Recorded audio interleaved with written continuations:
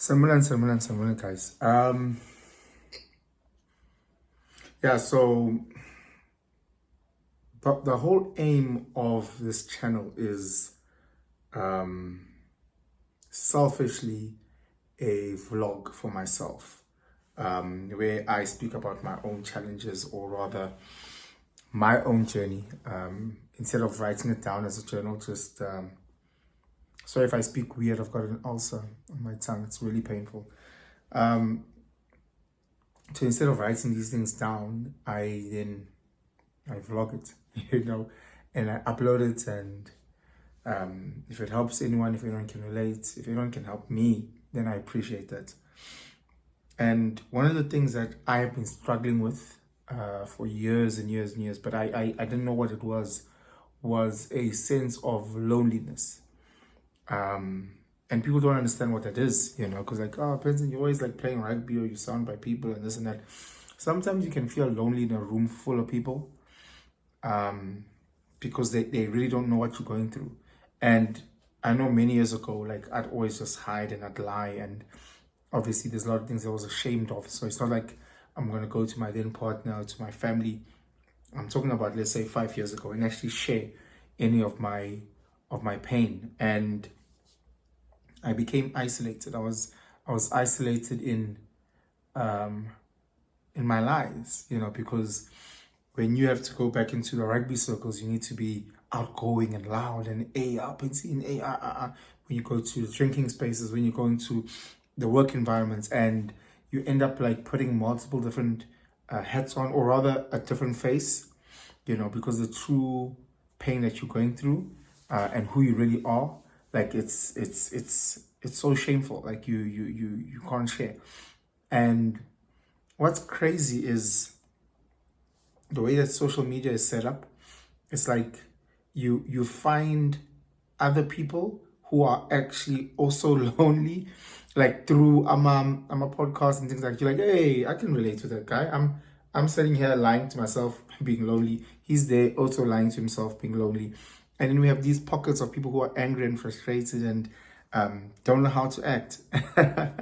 It's crazy, because now we're now a group of people that have shared experiences, and instead of going to those groups and spaces and actually being vulnerable and actually saying, this is what I'm going through, help me, guide me, it's like we come together just to be sad. It's quite funny. And it's only probably like a couple of years ago where I really started reaching out to like family. Like, I really felt good. You know what? I need to invest the most in those that will love me unconditionally. When shit hits the fan, if I'm lying on my deathbed, it doesn't matter.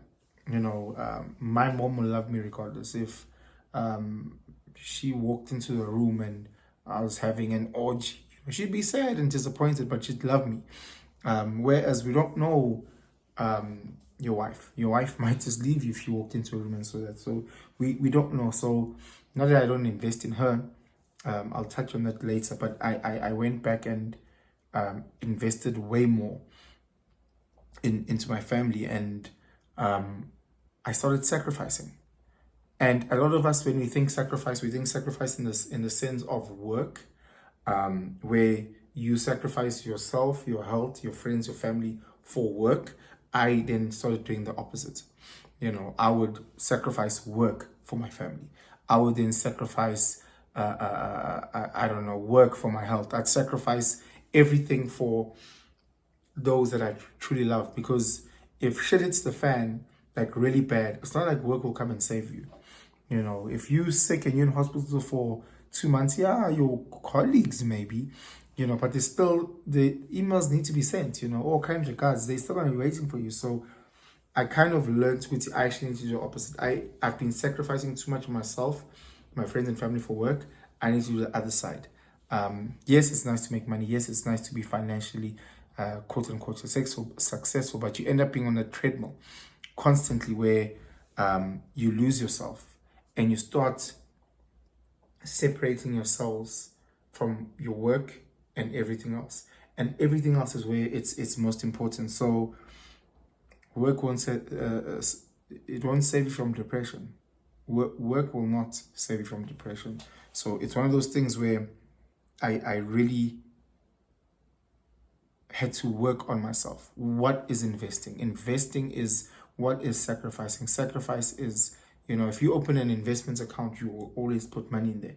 And I think because a lot of us weren't taught what investing in friends and family looks like, we don't know. So we have drinking friends that we just there to drink and we don't share any parts of ourselves. We've got rugby friends where we just there to play rugby and we don't share any parts of ourselves. And you've got all these little pockets of community where there's no real in-depth relationship. And what is happening now, what I've seen, even with us men, a lot of our relationships now are so fake, and superficial. And guys just judge each other on how much you can drink or how many chicks you smashed or whatever the case may be. And it's no longer like really, really superficial, like a community sense. And that's one of the things that I've really tried to build around myself, whereas before there was a lot of people around me, but I still felt isolated. And now I think, even though my community is still small with very small friends and family, it's a lot more deeper. There was a study that was done on rats, and what they did is that they put a rat in this cage, and on the one side they had normal water, and on the other side they had water that had drugs in it. And after a while, the rat kind of figured out which water is the fresh water and which one has drugs. And the rat would obviously go to the drug water and drink drugs until the rat overdosed on drugs. It would take so much drugs, it would kill itself. And years later, a different scientist said, look, I think you're doing the whole experiment wrong. So it's not about water versus water or drugs. It's rats, like human beings, are social people. They believe in community.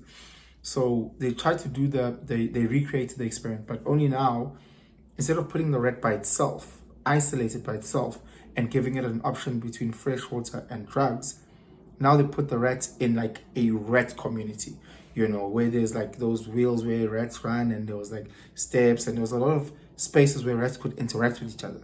And they still had fresh water and water with drugs. And they started realizing with time, once the rats have identified which is which, they wanted the fresh water more. Again, because we drowned our feelings, or drown rather our feelings in sex, in alcohol, in drugs.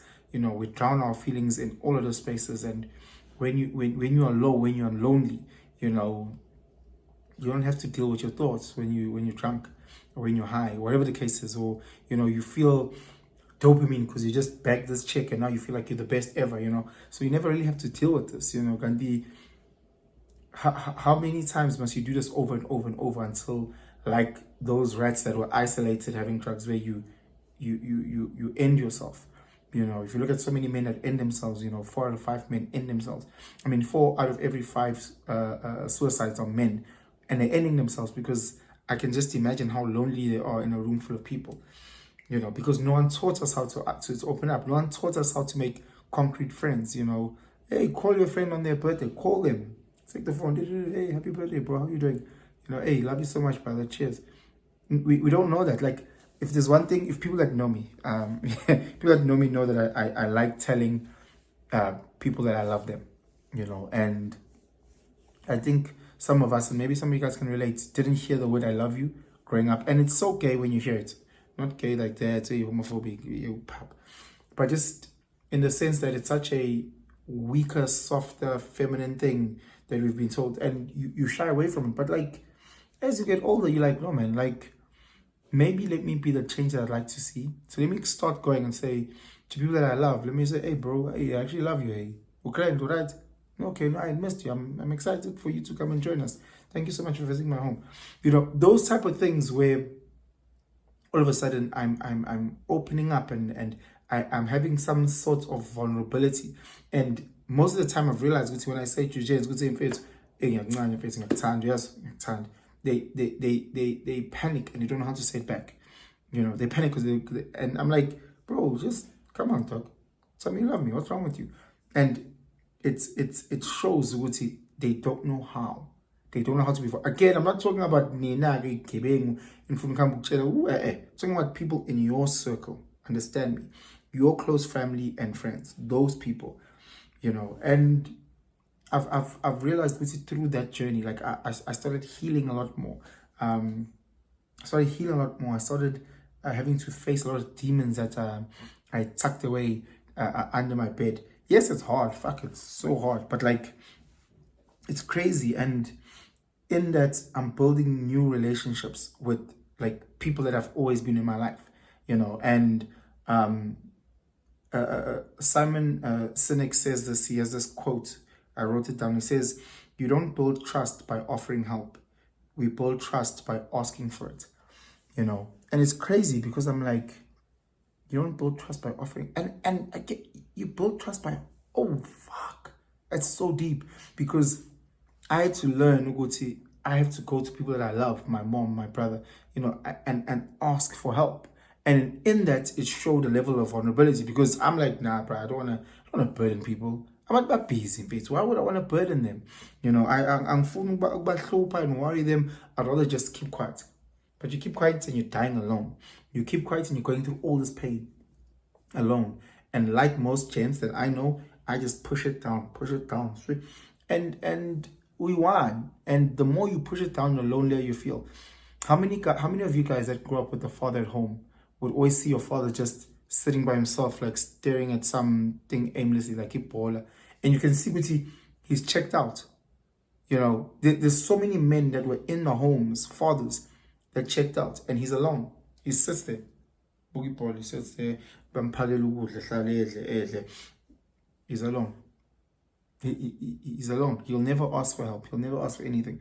Best he'll use man's. But anything real that is in his life that he's going through, he won't say shit. He won't. And like, it's crazy because like, in me opening up to my loved ones and starting to ask for help, it's crazy because I then gave them an opportunity to ask me for help. There's nothing worse than finding out that someone that you love was going through a really, really tough time by themselves. You're like, fuck, bro, what the fuck is wrong with, like don't deny me an opportunity to help you. I love you, I care for you. Don't deny me.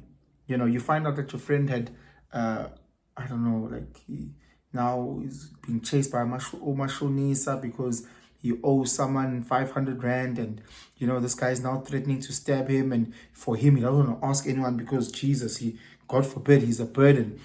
And the reality is like, bro, you should have came to me, dog. I've got $500. Like, why didn't you want to come to me? You didn't burden me, no, dog. So you don't trust me enough to come at your lowest. You don't trust me enough to come when you need me the most. And it's crazy because what I used to do and what I still do, which is fucking unfair, is that I put so much pressure on like my partner because you're like, yo, no, I need to tell her the things that she must be everything. She must be all my friends in one, and my mom and my dad and my brother. She must be everything that guides me, and and then obviously she can't and she'll fail because she's human. How can you be 20 people in one? She can't be a therapist and your financial advisor and your pastor and your lover and your come on. And that's the pressure that I am putting.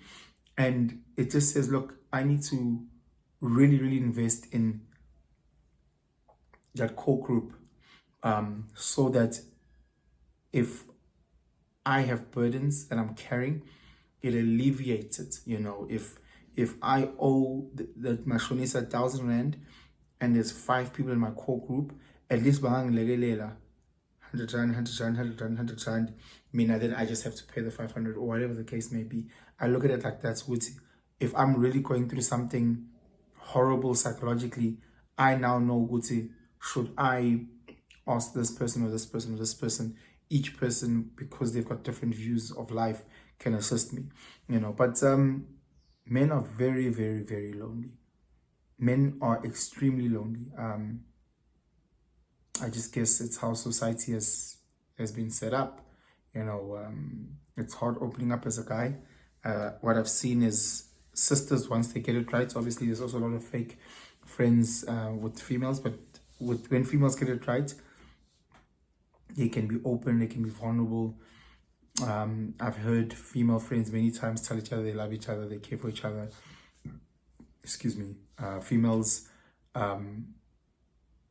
we've got a lot to learn from you guys. Guys, because yeah, it is tough. So if you got a brother, if you got a husband, if you got a boyfriend, if you got a father, if there's any male in your life that you care for, really, please, please, just acknowledge their loneliness. They might not be ready to acknowledge it. They might be pretending like everything is roses. And a lot of the time we put on these facades, I think that's the English word, these faces where we pretend like everything's okay. We pretend like we're good financially. Meanwhile, we pretend like everything psychologically is good, that we've got shit together, but we don't. Yeah, just let me know what you guys think. Write them in the comments. Yeah, you don't have to be too vulnerable. If you want to DM me on Instagram, go for it. Yeah, man, guys, I truly appreciate you guys. I appreciate this community. It's growing. It really is. So I'd love it to grow some more. So please just share this video far and wide as you can. Subscribe, notification bell, all those good things. Have yourselves a fantastic day. And Santa, guys.